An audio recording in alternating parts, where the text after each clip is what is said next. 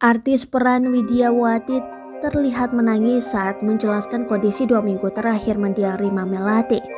Selain mendapatkan kabar dari anak Rima Melati, Aditya Tumpuan, Widyawati juga sempat membesuk mendiang bersama teman-temannya. Yang terakhir itu memang dia sudah tidak bisa apa-apa ya.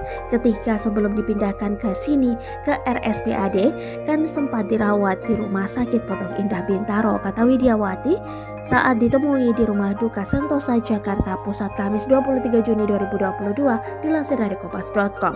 Di sana masih sempat kadang-kadang saya suka panggil dia kayak respon gitu.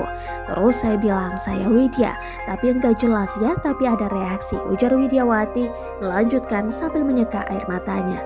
Widyawati tidak bisa berkata banyak dalam pernyataan kepada awak media. Ia seringkali menyebut bahwa Rima Melati bakal ditempatkan di tempat yang terbaik.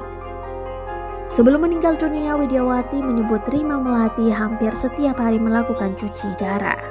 Rima Melati mengembuskan nafas terakhirnya di RSPAD Gatot Subroto Jakarta Pusat pada Kamis 23 Juni 2022 pukul 15:14 waktu Indonesia Barat.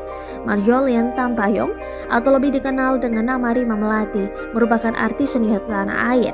Lahir di Tondano pada 22 Agustus 1939, nama Rima Melati dikabarkan merupakan pemberian dari Presiden pertama Republik Indonesia Soekarno.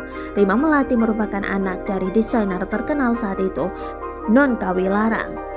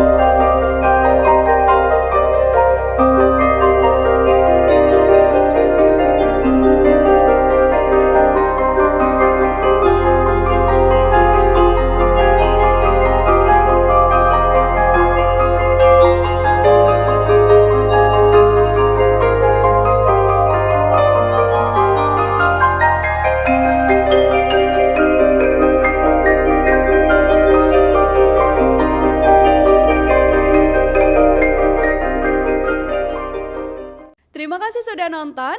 Jangan lupa like, subscribe, dan share ya.